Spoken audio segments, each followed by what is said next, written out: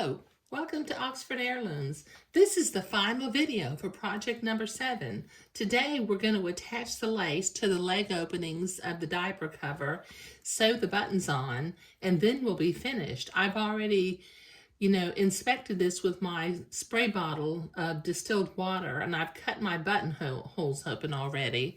So the first thing I need to do before I can begin to attach this is this entredo needs to curve along the edges of the leg openings. So I need to take my embroidery scissors, and about every half an inch I need to clip a notch. So this will take me a minute to clip all these notches.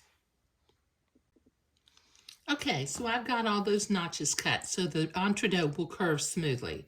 Now, this is not Moline lace, so it's not one-sided, but it is directional, and as I'm looking at this, the little flowers are pointing up, coming in this direction. So I'm going to begin to pin this entredo to the edge of the leg opening from the top of the front and work my way around to the top of the back. So this will take me a few minutes to pin all of this on.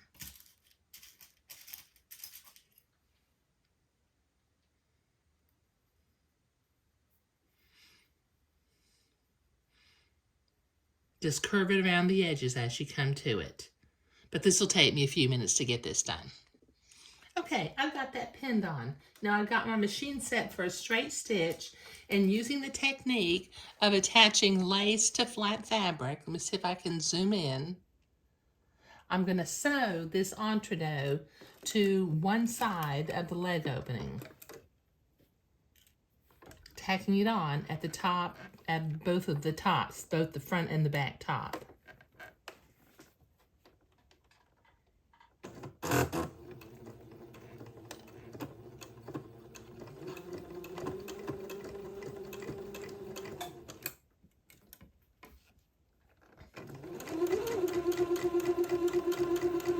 Just stay right next to the entredo ladder without piercing it.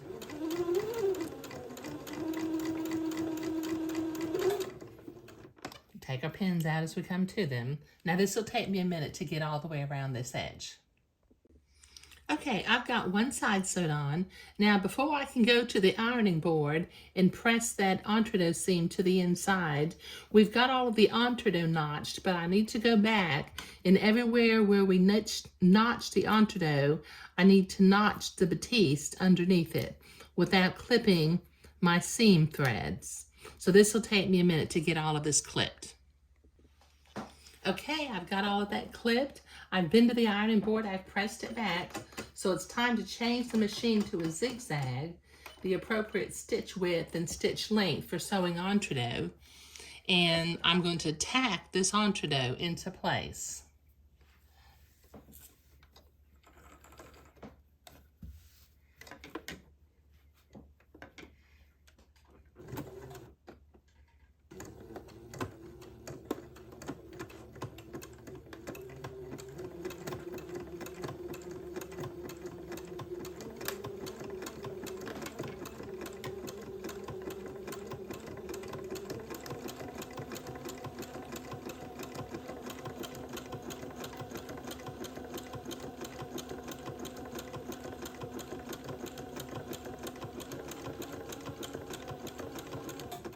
Okay, so this will take me a minute to do.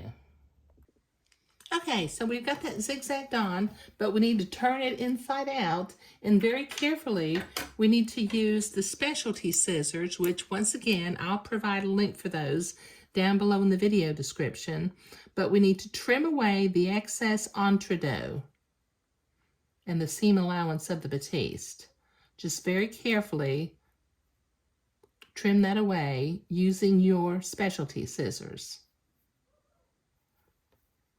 I'm kind of at a bad angle to do this, so I'll do this off camera. Okay, so I have that trimmed on the inside. Now using a needle and thread, I'm going to tack this excess entredo and lace to the inside at both the front and the back, and I'm going to go ahead and sew my buttonholes on one side, so that'll take me a minute. Okay, so I've got one side finished. The lace is tacked down, the buttons are sewn on, and I need to repeat these steps to the other side, starting off by notching my lace, and then as I pin it on, I need to make sure that my lace, my flowers are oriented pointing up, going around the front of the leg opening. So that'll take me a few minutes to get those steps done. Okay, it is done. We've got the diaper cover finished. I sprayed it with a little bit more distilled water if you see a little shadow right there on the front again. But the lace is on, the lace is tacked down, the buttons are on, and this is just a perfect little foil for this little diaper shirt that we made to go with it. Isn't that just super, super sweet? Okay, now a little teaser about project number 8. It's in the works already, and it's going to be another bubble for a little boy. This time it's going to be mint green on the body, and it's going to have a white collar with some inserted lace and a little bit of hand embroidery in 2 different places. But when I upload the first video for Project 8, I'll go over a materials list. I'll have the hand embroidery design ready for this collar. And we'll talk about the colors and the yardages and everything that I'm using. But just as another little trick, the mint green, isn't this just a lovely glowing color of mint green? So that's going to be really, really, really, really pretty. So, a little bit different from the blue that you see boys in all the time, but sometimes you just don't want them wearing the same outfit all the time.